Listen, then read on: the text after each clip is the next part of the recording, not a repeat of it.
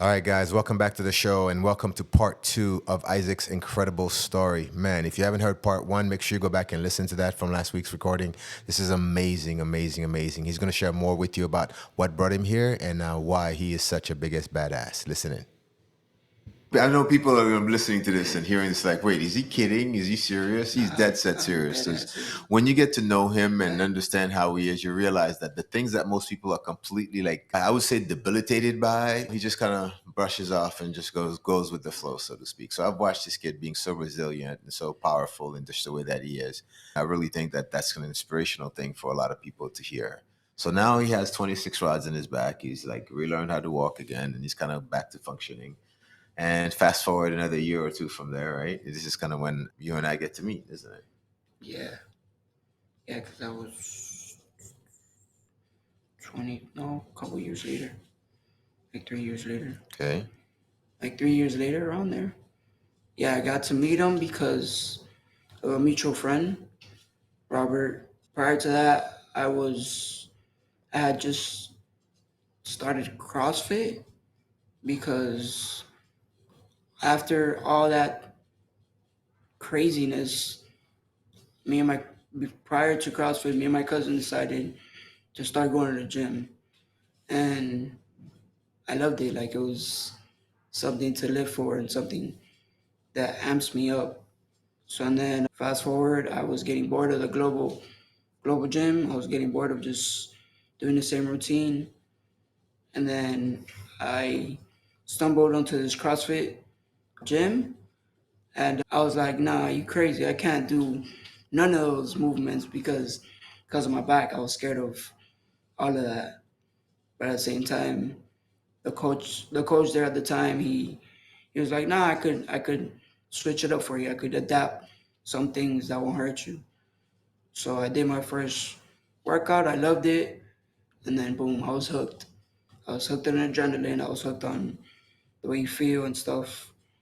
So fast forward to the end of the year, because I started CrossFit February 6th, because I remember that year I went to it like February 3rd, which was a Friday, and he was like, "Oh, come Saturdays, we have Saturdays workouts."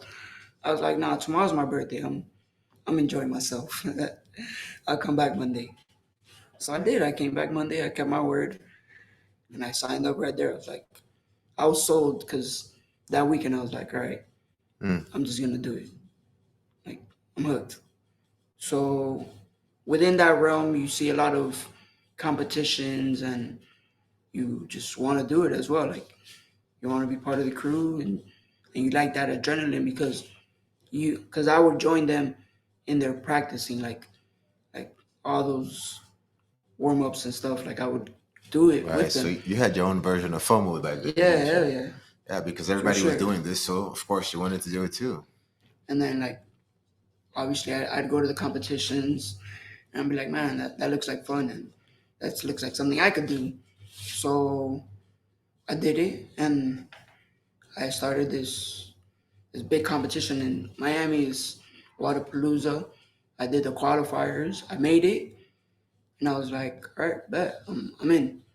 I bought my I bought my entrance. So as I'm training to get ready for it, that's when I called my friend Robert. I was like, "Look, I have a coach pass, and I want you to be my coach." He's like, "Yeah, I'm down." So as we're training, he's like, "Oh, come to my gym, and we'll work there because I know the head judge of Waterpalooza." I was like, all right, bet.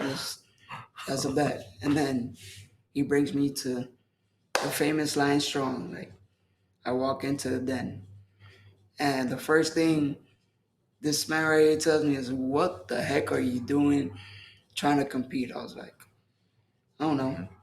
I'm just going with the flow, I guess. Like you have no business doing it. I was like, well, I already paid for it, so I'm doing it. So that's how Yep, that was our introduction. that was our introduction, and our first workout was like, all right, I love it. I like the vibe. We cool. And from there on, it's history. Like Yeah, I mean, the first Shoot, thing for me was just kind of helping you just go through and do the basic movements, man, because everything was so off, you yeah. know? I was stumbling walking in here Yeah, I too. mean, he stumbled in here. I'm literally watching this kid stumble in here thinking, what do you mean you competing? You can't even walk right, like, let alone do anything else, right? But he was determined, so I just had to help him do the best that he could at the time, right? And he Yo, did. He kicked butt.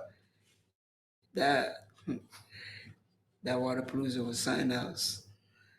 I You know? mean, at the end of the day, when it comes to competitions, Yeah, people say it a lot, but it's really a me versus me thing. Like it's you're doing it to get better for yourself. yeah, And I proved it because even though I didn't win none of those events, I won it myself because I did them. You get me? Like yep. I came in last place, but it was still fun. Like it was challenging. It was something new to me. It was crazy, Well, you but definitely did something and I that no loved one it. expected you to be able to, so Yeah, that was awesome. exactly. So that's the FOMO. Like you get that adrenaline, and it's like Yeah. it's a kind of like a drug. Like Oh, I you get love it, it, bro. man. It's that environment, and I get it. You know, I spent years as a CrossFit competitor myself, so I yeah. definitely So understand. so I did CrossFit for 2 years, 3 years. The last I did the competition for 2 years straight, but the last one it was fun, but it ended up with pneumonia and stuff. I was denying it because it was I didn't think it was that, but it was just too much Hmm. too much work and not too much breathing on my part. Like my lungs weren't getting enough air, so that just messed me up. And then I was like, all right, let me tone it down a little bit. Let me learn my body more. Cause so my initial thought was, all right, let me slow down for like a year and then I'll just go back to it. And let me get better mobility wise and let me get better overall and then I'll get back to the CrossFit scene and the working out. And so I left the CrossFit gyms and I came to the den. I came to Lino and I was like, I called him up one day. I was like, yo, you working out? It was like 11. He's like, yeah, come over. So I did. I loved the workout. And then when I was leaving, same time tomorrow. And it was just like that. That started everything. That started the duo that we are now. Yeah.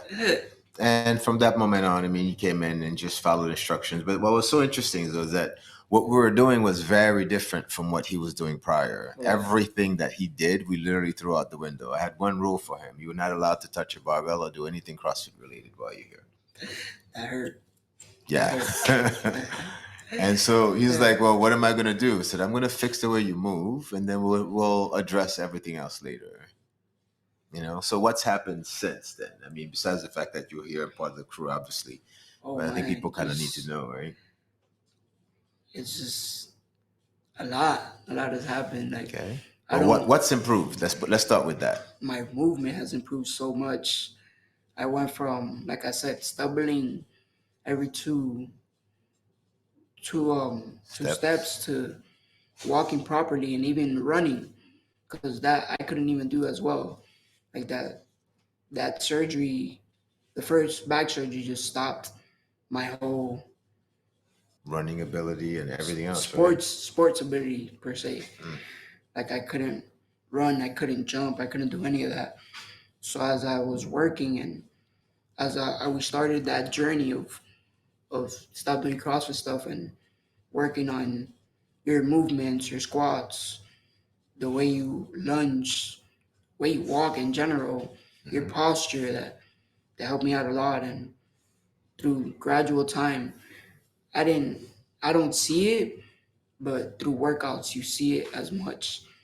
And yeah, I ended up just started running again, started doing box jumps because that's the main thing. Like in CrossFit, you do a lot of box jumps. So I just do step ups, and I went from that to actually doing workouts with box jumps.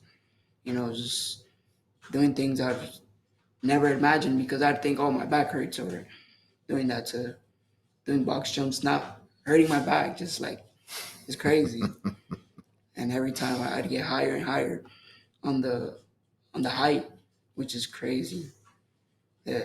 Yeah, you got some hops, man.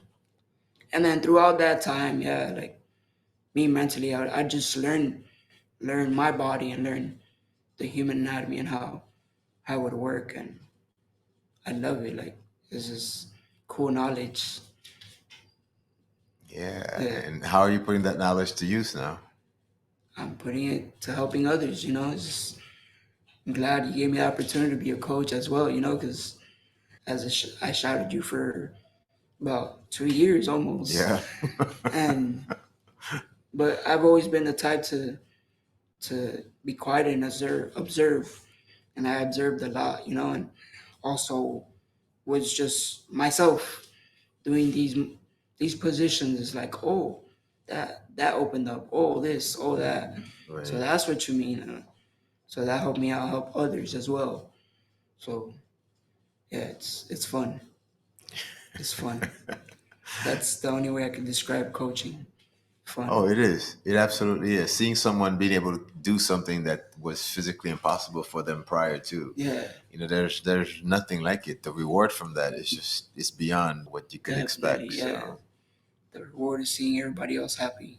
yeah. It's like, oh, you know your shit. Yes, I do. You've been through enough of it, so you definitely know. Exactly. Yeah, yeah, Yeah, man. Dude, that's awesome, man. Thank you for sharing everything with us, right? Because I mean, like I said, what you've been through has been so inspiring. Right? People really don't understand how powerful you can be and the things that have transpired. But even more so than the physical things that you're able to do here and the coaching and all that stuff, what other things have developed for you, man, in other areas, in other ways that wasn't present before? Because I know you've expanded in a lot of other things that nobody would have pegged you for.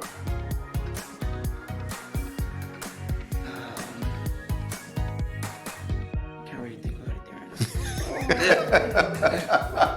right now. Okay, I got him stumped.